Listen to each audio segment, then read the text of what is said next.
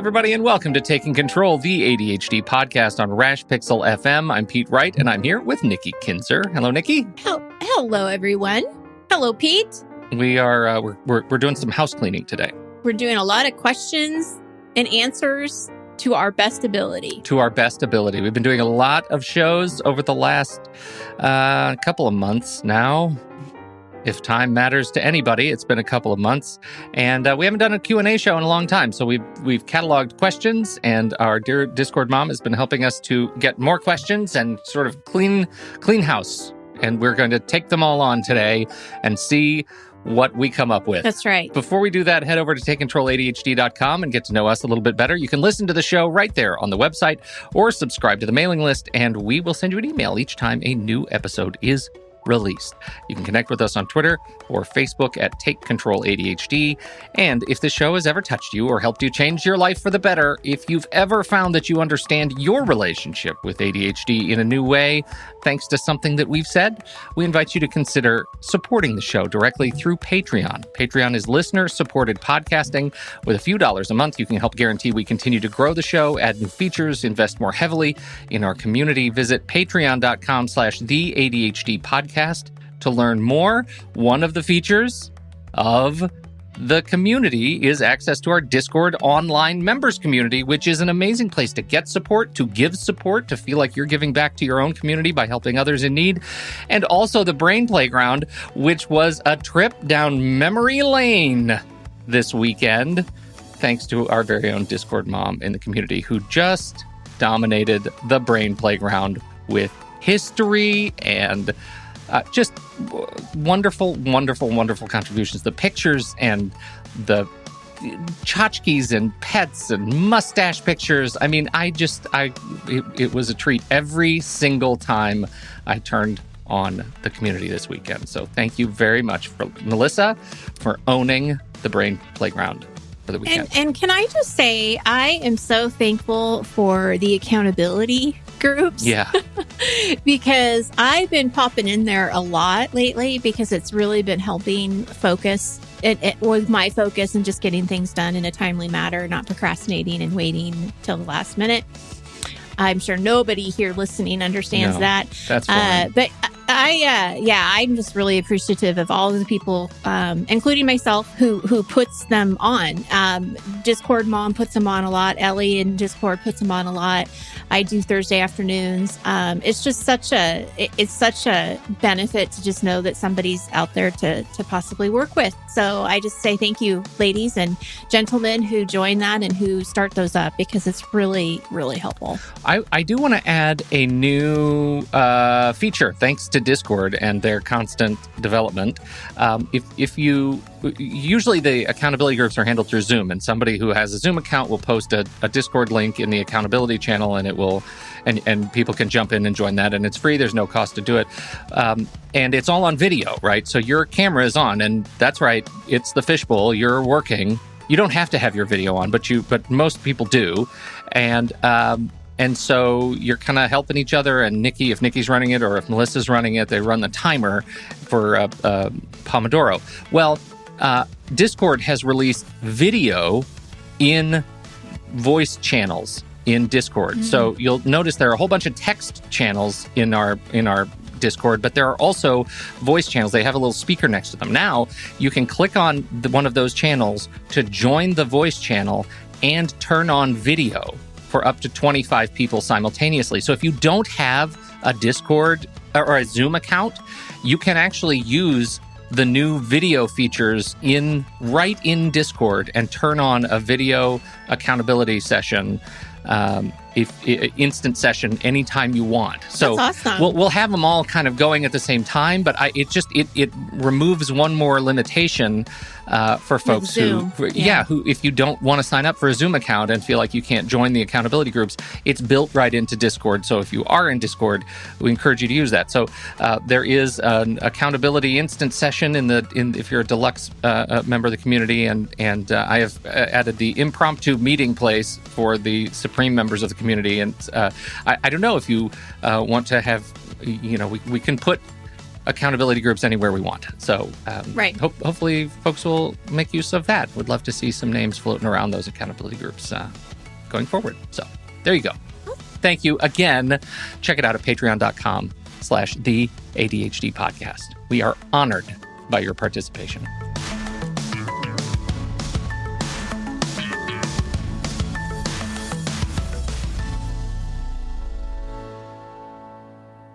All right, Nikki, Q&A. Q&A. But before we start with the questions, I have a success story that I want to share. And I want to, if I was on a mountain, I would scream, Yay. Yay. And how proud I am of this young lady. So I work with adults with ADHD, but I also work with college students with ADHD. And this gal is a PhD student. She just completed her first year. Yay. She's got 4 more to go. Because of COVID, she had to move from where her college is, her university, to Florida. She had to live by herself and her dog, her family dog. And she had to do this for weeks, right? Because we were in quarantine. And we all know that when you're isolated, especially by yourself, it can be very challenging. But she continued to work on her school, her research, and excelled. And she had 2 very cool recommendations come at the end of this year. The first one was she got Student of the Year for the Geo Club. And what it said is that, well, I should say she was recommended. I'm not sure if she got it, but she should get it. I'm saying she got it. You know, from my eyes, she's Student of the Year. What the reasons were? She was instrumental in keeping the grad student Slack up to date and full of resources for keeping people motivated and on task. She was a great mental health advocate in the department, a wonderful and supportive friend. In response to COVID-19, she created a Slack channel for grad students and postdocs to stay in touch and maintain a sense of camaraderie. Through this forum, she helped organize volunteer activities, celebrations, virtual social events, and study halls. Yay. Right? So that was one of the things that she was able to do, is get people that she's going to school with, other fellow students, to work in these study halls together so they could, push each other and motivate each other, inspire each other. And then after this, she was also nominated to be one of the 3 presidents of the club for next year. And she is taking that position on. So very proud of her. And she's a great example of thriving. And let me get you, I don't want to get anybody comparison trap, right? Because she has struggled.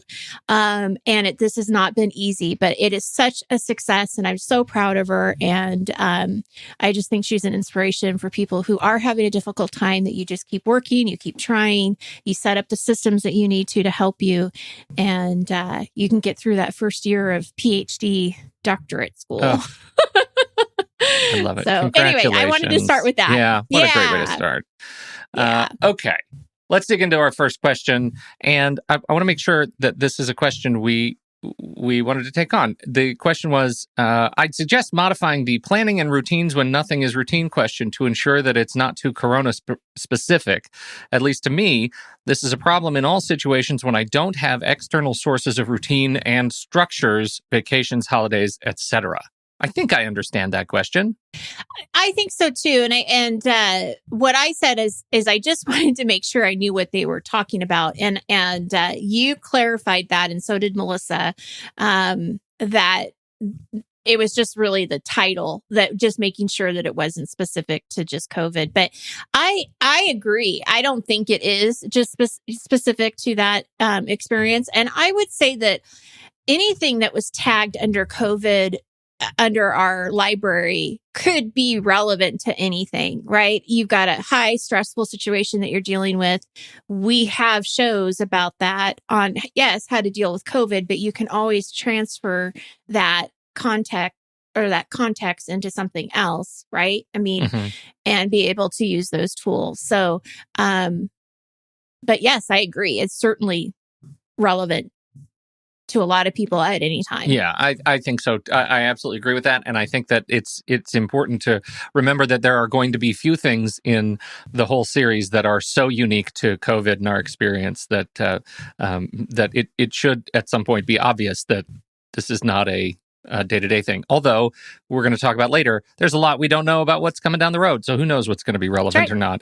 I think the real trick is, you know, it's hard to plan and adapt when you're not your own best hall monitor, right? When you don't have work and external schedules to influence your day, how do you do it by yourself? And my response to that is yes, it is really hard. And we should absolutely, all of us, continue to work on our muscles of adaptation and flexibility to you know, make sure that we can continue to thrive.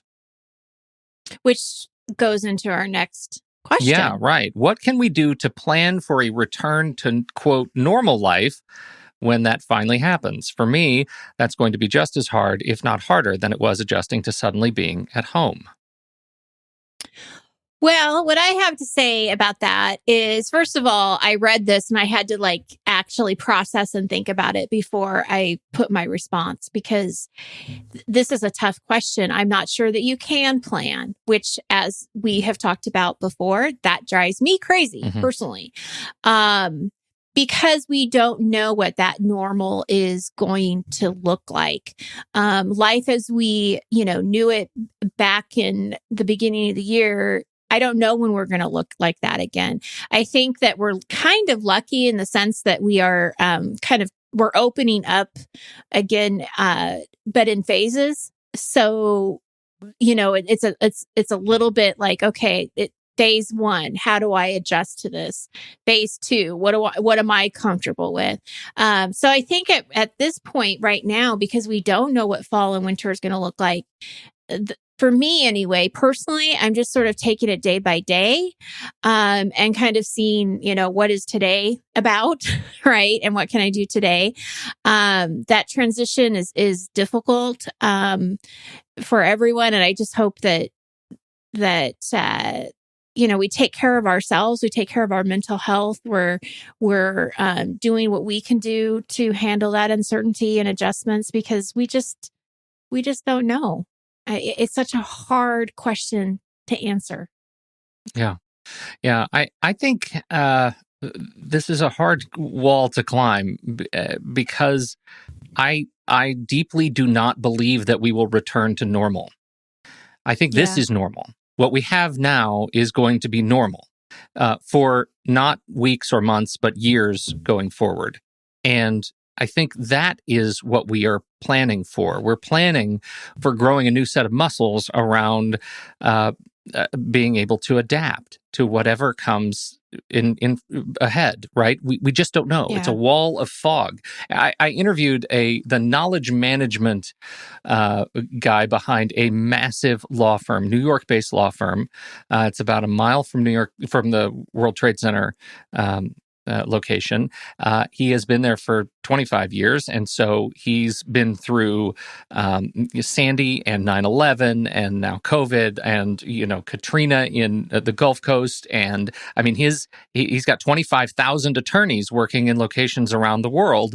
And his job is to make sure that they can all communicate with one another. And he said that, when asked a very similar question, he said, just plan to not be there. Wherever there is, you have to plan so that you can do anything you need to do anywhere in the world you might be, whenever you need to do it.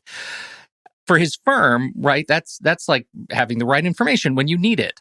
But what do you, right, you and me and all of us need to put into place so that we are as adaptable wherever we are for whatever the world throws at us? We are going to go back into self-isolation and quarantine again, by all rights. We will not all do it at the same time. That adds another layer of complication to what is happening in the world, because we won't all, in fact, be in it together. There will be isolated pockets around the world of people who are dealing with hotspots and having to isolate and protect one another. So, what do you need to do to develop the adaptation skill to be able to survive and thrive and take care of yourself and take care of others. And so this is a whole new thing that we have to figure out how to do. So I honestly, I don't mean this as like a downer kind of conversation, but I really believe that we will have a chance to develop a tank of optimism as soon as we give up trying to return to January and start planning for whatever comes next in June, July, August, September, because this is just, the world has changed on us, and the world constantly changes. And this one just happened fast. And we can do it. Well, it did. And I hope too that it did. I mean, if you think about it, it happened so fast. Within a week, we were shut down, and governors were shutting schools down very quickly, and all of this stuff happened so fast. And so I hope that when you look at just even the transition piece, we kind of know what to expect, right? We've kind of seen the worst. Well, I don't know if we've seen the worst, but we saw the worst back in March of what can happen here. And, I think there has to just be a little bit of confidence too, that, you have gone through it before. You're going to be able to get through it again, whatever that looks like. Yeah. And not to assume that our worst is the same as everybody's worst. Rural communities are being decimated right now. Hospitals are overrun. Even as big cities like New York are seeing their curve come down. We have to be aware of that. And if you're just reading, your local community news, I know here we're doing, relatively okay. It is terrible for those who are going through it, but we haven't been hit by what many of our small rural, small towns are being destroyed by right now in terms of cases overrunning resources. So we can't assume that our experience is generalized. And that goes miles toward being able to adapt to as soon as you can start empathizing. You just have to, yes, right? Because you have to think about, if you talk to a family who lost a family member, who lost two family members, who've lost coworkers, whatever it is, they're going to have a very different experience. Yeah. Yeah, so, absolutely. I think that I don't know that necessarily gets to the nut of the question, but I think it will go toward feeling like you're able to be flexible as soon as you this whole new normal thing. It's just, this is life. This is life. You'll be able to get through it. Whatever it is, you're going to be able to get through it. It just won't look like before. Well, and you're not alone. Yeah. So all of the feelings that you're feeling, you're going to find somebody that feels those too. We're not. I mean, I really believe too, we're not dealing with this alone. Yeah. We are all dealing with it, and it's all new, and it's all uncharted territory. Yep. Next question. The ADHD mind, at least my mind, tends to think in extremes. Over the coming months, we will be asked to partially work from home, go out to restaurants where tables are spaced apart, or to travel for family work events. What are some ways we can help ourselves be flexible as the world asks us to tiptoe back into a partially open world? So a lot of what we just said, right? But I have to say, my first sentence when I wrote my notes on this is patience, kindness, an open mind, and an open heart. Please be nice to the service workers and to the people around you. Like we said, we are all going through this together. This is uncharted territory for everyone. Everyone has a story, and no one really knows what someone else is going through. So we are all, I think, all being called to be flexible right now and to care for one another. So be a good example to other people. If the grocery store line is long, I know it sucks, but if you don't want to be in that line, then just leave and go a different time. But don't get mad at the workers. Don't get mad at the people that are in front of you. Just be kind to each other. I know that sounds maybe, I don't know, world peace. Pollyanna. But I just think it's so important that we smile at each other, and we're just going into this with patience and kindness. I will say, beware of your eyes, because, I'm wearing a mask everywhere when I go outside, and it strikes me that eyes tell a lot. And even when I'm normally smiling to people, I'm generally not smiling enough to make my eyes do anything of note Different. over the mask. And so I have to really be aware to say hello in a kind tone and a kind voice to make sure that I'm communicating, what my face would normally be communicating. That means a lot. The other thing I find people mad about, especially when they're in a grocery store, like the reports that I'm hearing is people were so irate, they take it out on the service workers, they take it out on the cashiers, whatever. What they're really taking it out on is the fact that the grocery store was not designed when grocery stores were designed to be amenable to a COVID universe. Pandemic. Right. And so that's what you're really mad about, right? Like, let's just figure out what it is that we're really upset about and channel that kind of into maybe a more productive, less antagonistic experience. Because it's hard. It's hard not to feel strongly when you go out into the world right now, whether you're feeling exuberance, like the kids in the beaches, the families in the beaches this weekend, or if you're feeling fear, it's hard not to feel those extremes, especially I agree that ADHD mind feels extremes. Absolutely. And so, yeah. Yep. Next question. It would be great to talk about exercising during the pandemic, Nikki Kinzer. For a lot of people, not just ADHDers, used to rely on workout partners or gym classes to stay in shape. Also, a lot of us don't have equipment at home, which is why we went to the gym or joined a sports club in the first place. What have folks done to adapt to exercising from home? What are some common struggles? Also, what successes have people had in recreating the social component of exercising? Okay, so right now in phase 1 or phase 2, I don't know what it is, depending on where you live, there is good news that if you are comfortable, some of these gyms and sports clubs are opening back up.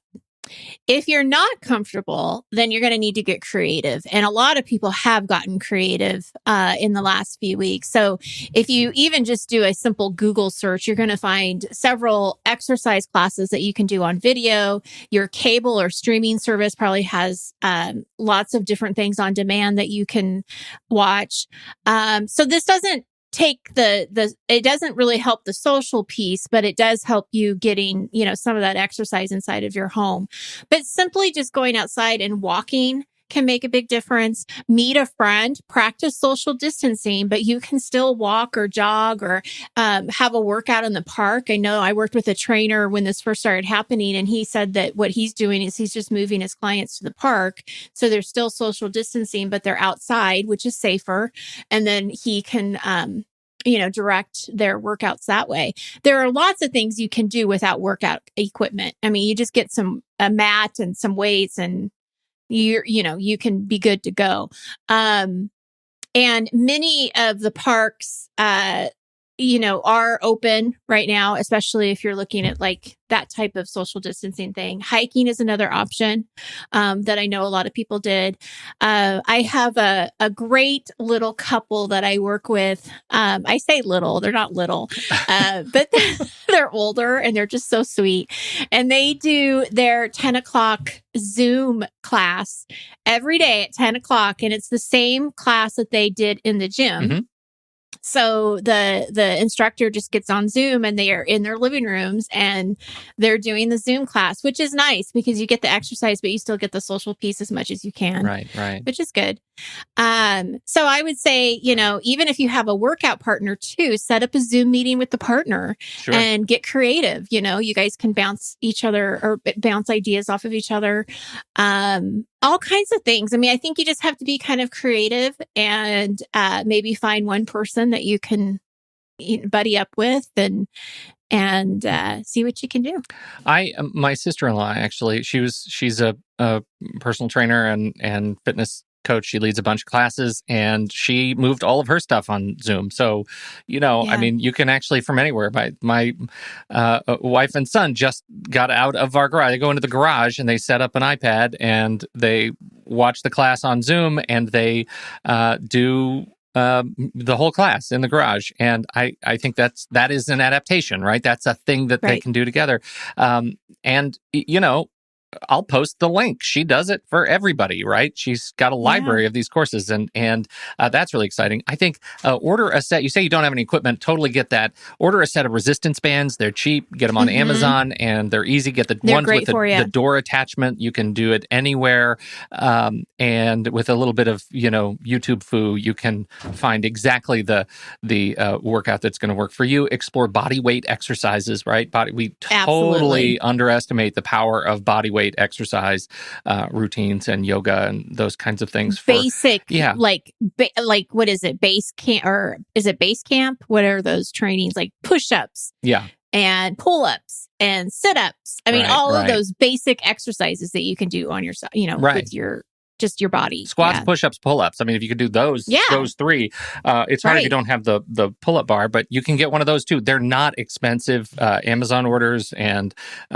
find a doorway, put up a bar, put up your resistance bands, and you can do a lot to keep yourself in shape. And my daughter, she's no longer a senior in high school, weird. But she sets up a 2:00 exercise session with a couple of her swim team friends, and they do it on FaceTime every day in the garage, and then they'll all go out for a run at the same time, and then come back and check in and do a team call. So I mean, my daughter was doing that too. Yeah, I mean, it's really valuable.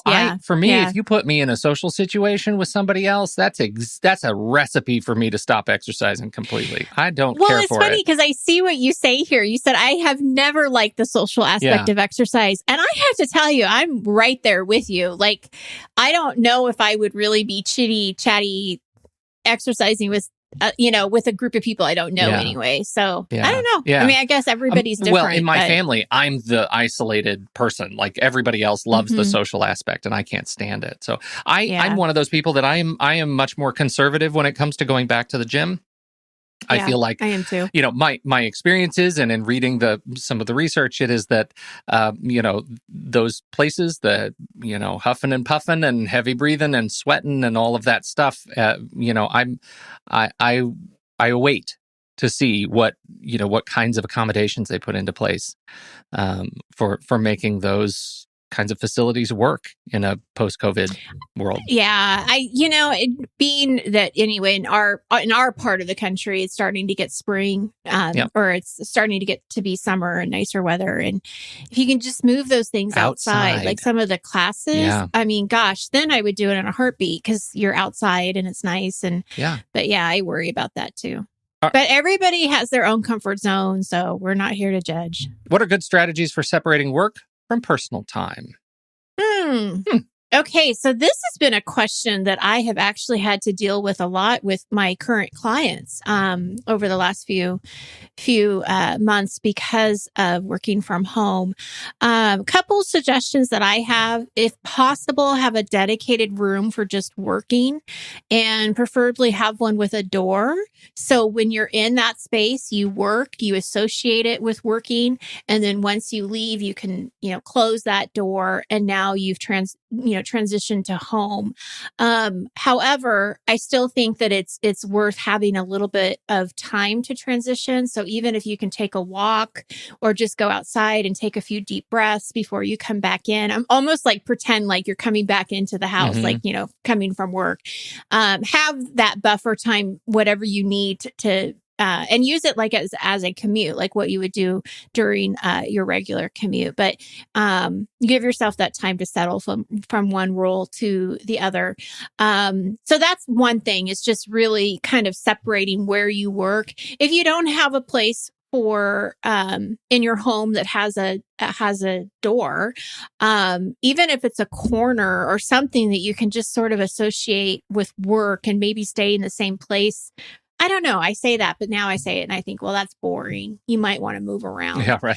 That's the biggest trouble that I have when I'm dealing with this. Yeah. And for me, there's the time, and then there's the place constraints, right? And the time constraints, like, I really am a kind of a routine guy, but I am fine being flexible as long as I'm gating my time, right? So if I am doing something at 7 a.m, then I just really have to be conscientious about taking lunch and then taking breaks and then ending the day at 4:30. If I'm doing something at 4 in the afternoon, then I have to start my day a little bit later because I know I'm going to be working into the evening. Like, I try to really be aware of my time, and I do it all zealously on my calendar. It is just, minute to minute booked because I have to do that. That's just the way my brain works. The thing that I suffer with the most is having too few places to go work. Right. To the point where, I'll get in the car and go drive to a parking lot and sit and work for a little while if I just have to write something or do an edit or something. Because usually I go to a coffee shop. I go down, down the hill. I go sit someplace with a cup of coffee and I actually get some work done. So that has been a real struggle for my day to day. Well, I think you make a really good point though around the time. I think it is being really intentional with how you're using your time during the day, protecting your boundaries. That you're so good at gating your time, Pete. I hope that people see that doing that helps with this. It helps with separating work from personal time when you have those boundaries set and you're able to really, follow through with them. You and I have been doing this for such a long time. I forget, I was talking to a friend of mine over the weekend who is just now working from home, for the first time. And, some of the things that she was struggling with, I'm like, well, I don't struggle with that, because we have been doing it for so long that there is a definite way of kind of figuring out how to do it without spending so much time at work. And it's interesting because, like I was even saying, when I go to work, I don't think about the dishes. I don't think about the laundry being done. I know you do some things in between to break timers, it, but I don't. I completely block it out and I'm at work. And then when I'm not working, I shut the door, I turn all the lights off and I'm not at work. So I've just trained myself to really, think of it that way. It's hard though, when you are just now put in a situation that you're not used to, and that's working from home. So, well, and I want to kind of bundle in the next question, which is there a good structure for taking breaks during the day? I am a big believer of breaks for the ADHD mind and for the non-ADHD mind, but I think it's amazing, how beneficial they really are when you do them. But it's so easy not to. So I think it's something that people have to play with. One of the comments that I got from Study Hall, because we do the 5-minute break, I had a comment and she was saying, I can't believe how helpful those breaks really were. Like I never really associated productivity with having a break. Yeah. And I think it's the opposite of what we're so used to. We think we have to work to be the most productive, but to pull back is hard. So I think that one of the places I would start is the Pomodoro method, the 25, minutes of focused work, take a 5-minute break, just get up, stretch, whatever. Maybe for you, it's better to do work for 45 minutes with a 15-minute break, or 10 minutes with a 5-minute break. I don't know. You have to figure this out for yourself, but make a game out of it and see, what works best for you. I think it's always a good time to take a break whenever you're feeling distracted. And I know that, and I'm not talking about just normal, like everyday or like normal distractions, but like when it's so bad, like you can't concentrate, it's so hard to focus because you're thinking about this, or the buzzing, is really annoying you and that's all you can concentrate on. It's time to take a break, right? So when you really can't get anything done, take a break. And so many people don't take lunch breaks, but I really highly suggest that you do, especially when you're working from home. Set a timer for a lunch break, even if it's just 30 minutes. They can be a really important part of your day. They can increase your productivity, because you're not forcing yourself to do something that you just can't do at that moment. Mm-hmm. Okay, I tend to put off tasks for months, and then when I end up doing them, they take a very small amount of work, maybe only 10 to 20 minutes, but there's an embarrassment factor that prevents me from doing it. What are good strategies for overcoming this fear, embarrassment, especially given that there are fewer coping mechanisms available? By that, I mean, sometimes I would go to a coffee shop to get such tasks done. Changing context. Yeah, I was just talking about that. That's big for me, too. What do you think? Well, the first thing that came to my mind about this is prevention. Is there a way to actually prevent this task into becoming an embarrassment factor. So what I would first look at is what are the kinds of tasks, identify those tasks that could be a risk of being this embarrassment factor. Most likely they deal with other people, right? Because that's kind of what you're embarrassed around or about or whatever. So when you get a risky task, when it comes your way, how can you set yourself up for success? And I think it's about looking at the strategies that you've learned. We talk about getting started. I write about getting started. I mean, the listeners out there probably have 10 books on ADHD and probably one chapter in each book about how to get started. So I think, look at the strategies that you've learned and put them in practice. It could be an accountability person. It could be putting a deadline on the task, body doubling. Those study halls work tremendous for these kinds of things. Reward yourself during the task or right after the task. But I think that maybe trying to prevent them and having less of them can be really helpful. Those tasks that you have now that are risky, I would say lean into it and do what you need to do to get them off your list. Maybe it's giving an update to someone and just letting them know where you are with the project. Or if you do need to apologize about something being late, go ahead and do that. But some communication is always better than none. So I would try to just figure out how to get it done and then follow up with that person so they know that you're working on it. Yeah. This is, for me, it's a definition of a clogging task, right? I mean, it's that task. Oh, definitely. It may be as big in my head as it is in real life, but it probably isn't. It feels bigger than it is. When I finally get to it, I'm usually surprised at how easy it was and then I'm shamed at not having done it sooner. And the added feeling of frustration there that it's likely gotten in the way of other work that I should have been doing as well. So it's clogged. I need to find a way to unclog it. And I think what you said about communication is huge. Sometimes you can unclog it just enough by reaching out to the person that is most directly impacted by this task and saying, I'm sorry, I'm not finished with this yet. I know it was already due. I know maybe it puts us behind schedule. I'm going to do my best. I just need you to know that this is where I am right now. That may be the first and best step for you. For me, I have to find momentum, right? I have to find momentum where I can start work on it before I give myself a chance to judge myself with it, right? And so for me, that's early in the morning. Set my alarm for earlier than I would normally wake up, roll out of bed, have what I need to do, throw on some sweats, right? Have what I need to do to start the task so fast that my head isn't completely clear yet from sleep. I know this sounds crazy, but I start the thing before I have a chance to second guess starting the thing. It's smart, really. Well, it is an accommodation that works for me to trick my own brain and body into working through things that I generally struggle with. Before breakfast, before coffee, whatever, just start before you wake up.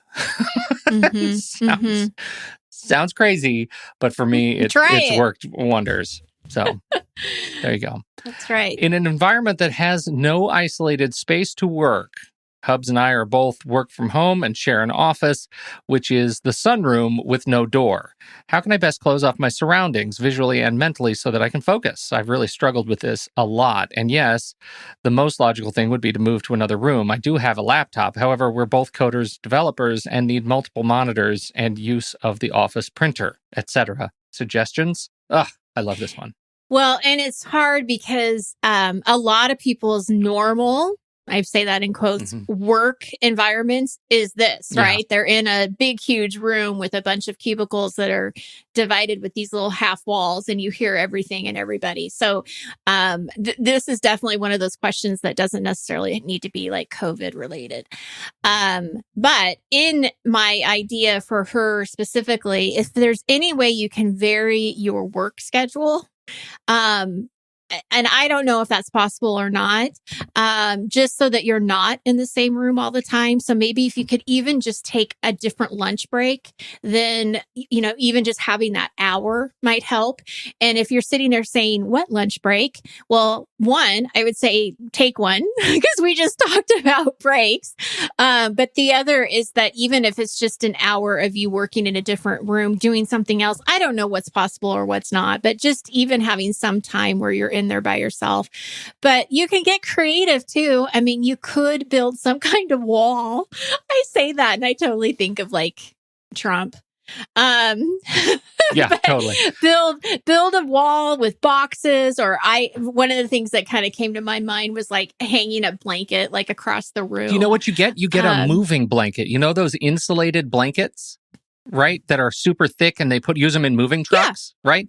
That is a great blanket to get because it's thick and insulated and it's totally sound deadening. I know so many like at-home engineers over the last 8 weeks who have gotten those moving blankets to deaden their office space so that they can actually have quiet rooms for recording. And that's a huge benefit. So you can put some like hooks in those big moving blankets and hang them from your ceiling between you. And that'll go a long way to deaden sound. Yeah, that's a great idea. I love that. I think the mental part is hard because, you're listening to everything and everything's around you. So I would say headphones, white noise, taking some, again, small breaks when it's just too much and you can't focus at all. Yeah. I know you have some notes written here about some different headphones. What are your thoughts around that? For me, it really is all around sound, but I spend a lot of my time with headphones on anyway, so I've adapted. I use ATHM 50Xs. They're new, or they're older model, but I've had them forever. Super comfortable, closed back headphones. They are over the ear with nice, comfortable cups. If you don't have a nice set of over the ear, not earbuds, just over the ear, comfortable headset, it's worth doing. It's worth finding something that works for you.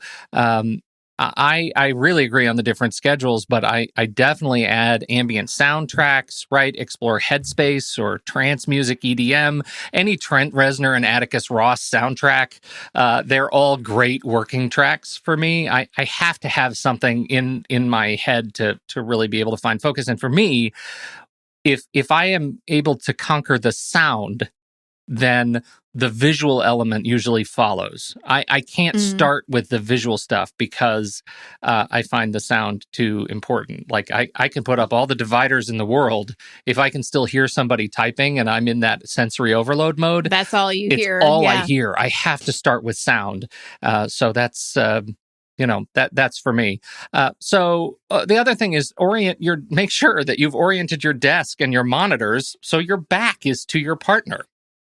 If you can see your partner out of the corner of your eye, then you're not turned far enough away. That's the you got to fashion yourself a cockpit, right? And that'll help. That'll help. So yeah, blankets, good headphones, breaks, shifted schedule, all of those things. That's where I'd start. Great. All right. What steps can I take to improve my ability to plan ahead for near-term certainties? Obviously, there's no shame in taking things one day at a time during a pandemic, but in general, I find that if I'm planning for an upcoming event or project, I either A, spend way too much time planning and fall down a rabbit hole, or B, avoid planning altogether. Either way, it usually turns out that whatever prep work I had done ends up not even being needed to complete the project or to be prepared for the event. And I've usually neglected to account for something that was actually important. While it's fine to just jump in with both feet on a school project or work project, there are other things in life, like starting a family, that you really don't want to just wing as you go. Ironic that you'd say you really don't want to wing as you go, when that's my central memory of starting a family, is just winging it. Yeah, there's never enough preparation to deal with that until you're right in it. Yeah. So, We won't even talk about that. Oh, I'm not done. Oh, no, I'm not done talking about it. Oh, I'm talking about it again later. I'm going to talk about the question, but okay. starting a family is like, that's just crazy. That's crazy talk. You can't plan for that. Okay, so I'm actually going to do a little bit of education here for our listeners. Planning and organization are two executive functions that ADHDers are challenged with. So as you notice, a lot of what we've been asked is around planning, right? Because this is a hard thing to do. What this question is describing is exactly what's happening. Is it's hard to know the right steps to get to the goal that you're looking to achieve and how much time to spend on each step. So it is definitely a challenge with this executive function. So like any other executive functions, just like working memory, we need to find an accommodation that's going to help you with planning.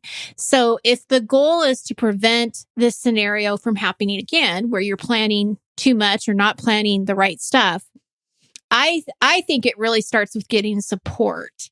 And ADHDers are verbal processors. So find somebody to go over whatever project or whatever it is that you're working with, even starting a family. Right. Talk to somebody about what your thoughts are and brainstorm the end vision. You know, what is it that I'm looking to accomplish? And then work with that person to kind of break down the steps that it's going to take to get there. But also be really clear of the expectations of what you're trying to achieve, or if you're doing this for someone else, what do they want you to do so that you can avoid working on the wrong thing? So I think it's processing what's being asked, double checking, you know, what the vision is, figuring out the steps of what has to happen, and really getting clear expectations of what's expected. And then throughout the project or whatever it is you're working on, keep checking in and reviewing, you know, your plan, and are things working the way that you expected them to? I can probably tell you that 90% of the time they won't. You are going to have to change and change course or need to adjust things.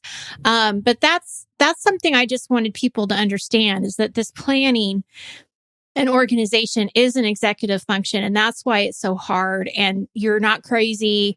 It's part of ADHD, and getting that extra support can go a long, long way. I love all of that, and I would just throw in that it pains me to hear anybody say the work that I did in this area of the project was unneeded. Yes. And I would encourage you to recondition yourself around that language. It may have taken you a long way around to get to what you eventually did, but there is such value to the work in general. When it could be that the work you were doing in this area just helped your brain to attune to the project. It could be that, you know, you won't ever know how that work on this area of the project helped you finish this area of the project. Like I just feel like learn to value the process of learning and contributing and doing the work, and it will pay off. It'll pay off at some point. As for the baby thing, and I'm not done with that, remember Jurassic Park, remember Ian Malcolm, life finds a way. Just keep your eyes open and you'll be amazed at what you can learn through osmosis. So more on that in a minute. Next question. When faced with a large, complex, nebulous, ill-defined project, how do you figure out which parts are actually important and which parts are rabbit holes without spending so much time analyzing the situation that your brain gives up and convinces you to ignore the project entirely? Naturally, I get it. Personally, I'm most interested in specifically how to prep my already disorganized life for a baby. Another baby question, Nikki Kinzer. Baby question. Without ending up in endless Pinterest boards of nursery designs and no actually important things taken care of. Now, we've sort of answered some of that question, but I have more. Do you want to talk about? You have more. I noticed that. Add. This is what Nikki's note says. Baby prep, ...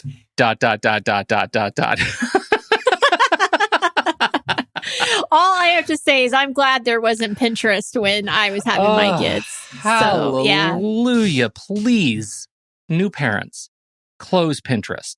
It's not going to help you. It will not help you. It is the equivalent, in our language, of buying organizing supplies before you've sorted your stuff, right? It's it's not useful. There are experts out there who will tell you literally what to do next, right? Attend any and all pre-baby courses that are offered at your hospital. For our nurse manager in the maternity ward was indispensable, because whenever she was walking by us in the hospital anywhere, she would tell us, here's the next thing you need to do. Don't think about anything else. Do this next thing. And we would do that thing. And you know what? I have a high school graduate now. It's amazing how just doing the next thing and listening to the experts will help you with this.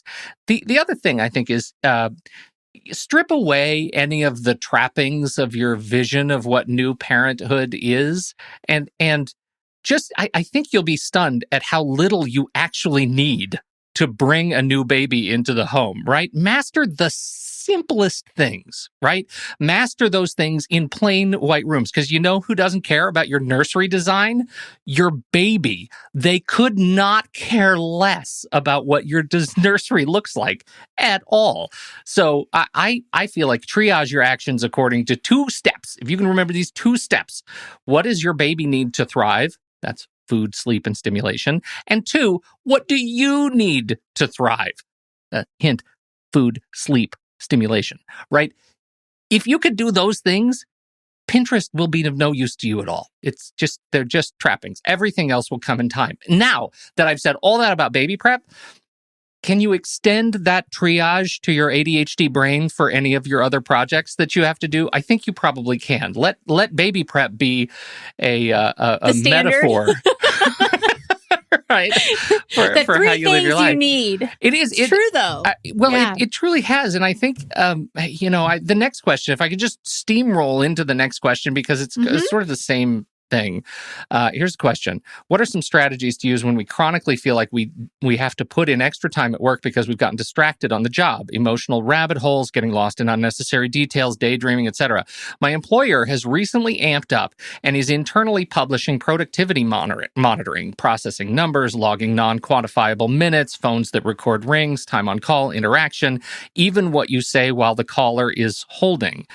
Thanks to this show, Nikki's coaching, and to other fellow ADHDers, I'm successfully using some great time monitoring and awareness strategies and apps, time tracking sheets, Toggle, Stopwatch. I know the quality of the work I do is excellent, but quantity and speed is lacking or not quantifiable. How can I get past feeling that I'm not doing enough? I find myself sneaking in up to an hour a day. It was much more in past salaried positions. I'm heartbroken at this question, and I feel like I'm prone to make some overly zealous judgment calls at the employer. This is pretty old-fashioned sort of motivational monitoring techniques. I thought so too. I mean, it's pretty extreme. It is extreme. But one thing that I do want to really emphasize is not so much what the employer is expecting.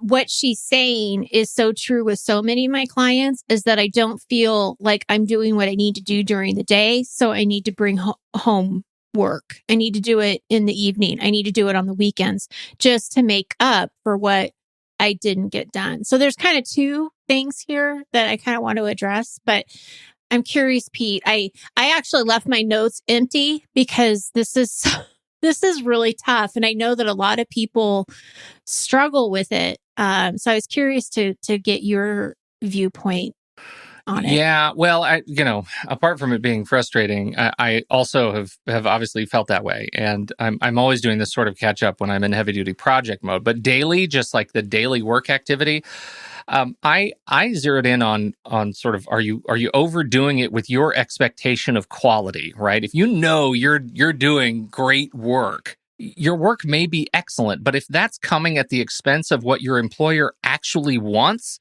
which is, let's say, speed, then you're the one that's out of balance here, right?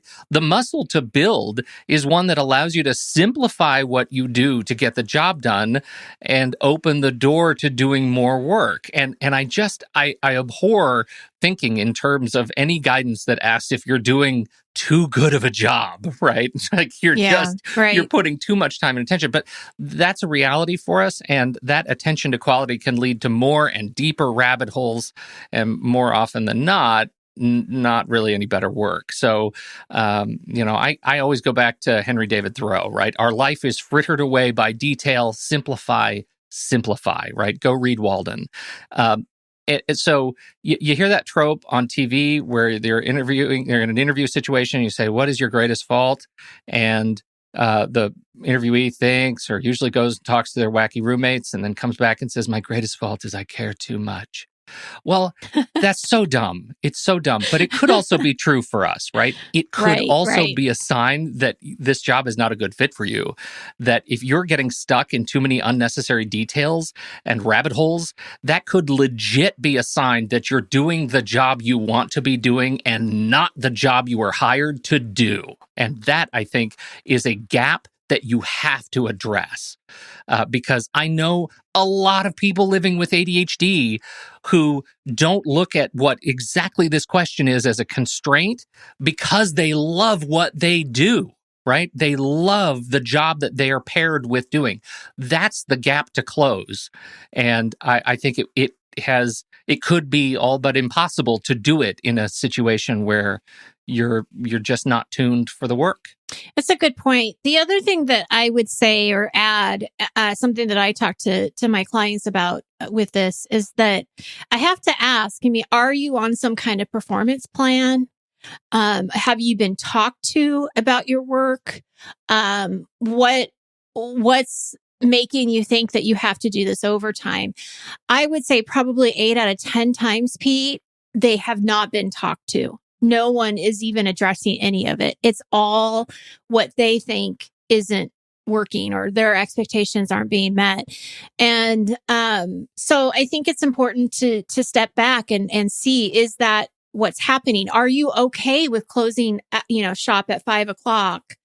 Is anybody going to say something to you that you didn't get that extra hour or two in? Like, are they even going to notice? And is it worth the stress and the guilt and the shame and everything that comes with it? Right. I think it's also just really taking a step back and looking at it from the outside and what's really going on. You will burn out if you continue to work 10, 12 hours a day, weekends, whatever it is you're going to do. Unfortunately, I've seen clients who burn out and then they shut down and they're not able to do anything. And that's much worse, for your health. Yeah.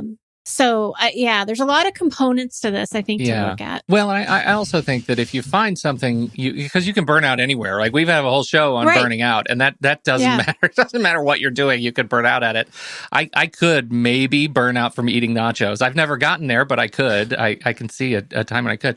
I do think that it is easier to take breaks, to close up at the end of the day when you're doing a job you love because you're excited to come back to it the next day. It's easier to set better, smarter boundaries around the work that you love because you're probably more efficient at it. You're probably coming at it more creatively. That doesn't mean you don't have to be recharged. It doesn't mean you don't have to take care of yourself and get good sleep and eat well. But let me ask you this. If you know that you're going to take longer than maybe what the supervisor expects you to, what are your thoughts about letting them know, yes, this takes longer for me, but you're also going to get a great product or you're going to get the results that you want?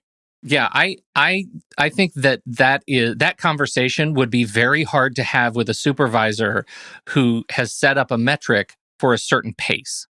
Well, especially with this question this situation. But what if let's not take that, because that's definitely to the extreme. Yes. But what if you haven't? I know this is like a what if, but I know we're too many people hashtag fix the world here with Nikki. Yeah, and Pete, there's just too many people that are in this situation that they're not under the metrics like this is. Maybe they're not even under the metrics like a lawyer where they have to account for every minute that they do.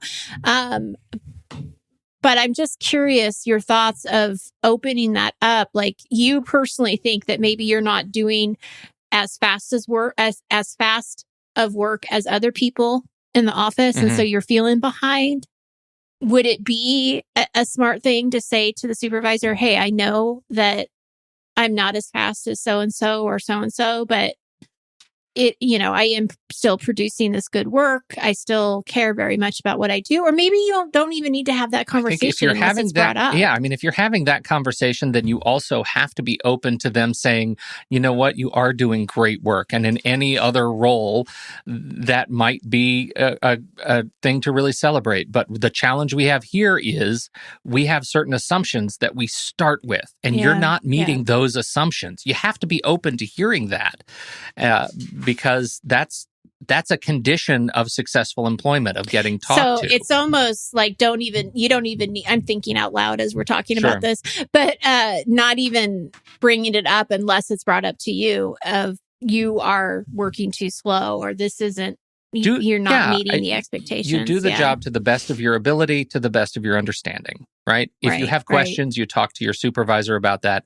If they have questions, they will talk to you. Right. Yeah, good point. See, it's so nice that we can talk these things through. Hashtag Fix the World with Nikki and Pete. That's right. This is deep conversations. Right. Exactly. This has been a thorough set of questions. That was the last big question on Lynn. That was the dooziest of the doozies. Yes. Hope that was helpful to somebody out there. We certainly appreciate you all hanging out with us. Do we have any notes for folks about what comes next? Well, let's see. Do you know what comes next? I think I do. I think that we are going to be working on maybe some money podcasts, right? Okay. Well, you're part of this decision. I was, and then I'm looking at the schedule, and all of a sudden there are 3 blanks on there. But you're right, we did. Right? We set up. We are doing a whole series of ADHD and money, and there's still some vagary around what that's going to look like. But again, what's life if it isn't a giant wall of fog in our future? Exactly. Just know that there's going to be some money. We're talking about money. Okay. Good stuff. Well, thank you everybody for downloading and listening to this very show, this extra long double feature of Q&A with Nikki and Pete. We sure appreciate you hanging out with us. We deeply appreciate your time and your attention. On behalf of Nikki Kinzer, I'm Pete Wright. We'll catch you next time right here on Taking Control, the ADHD podcast.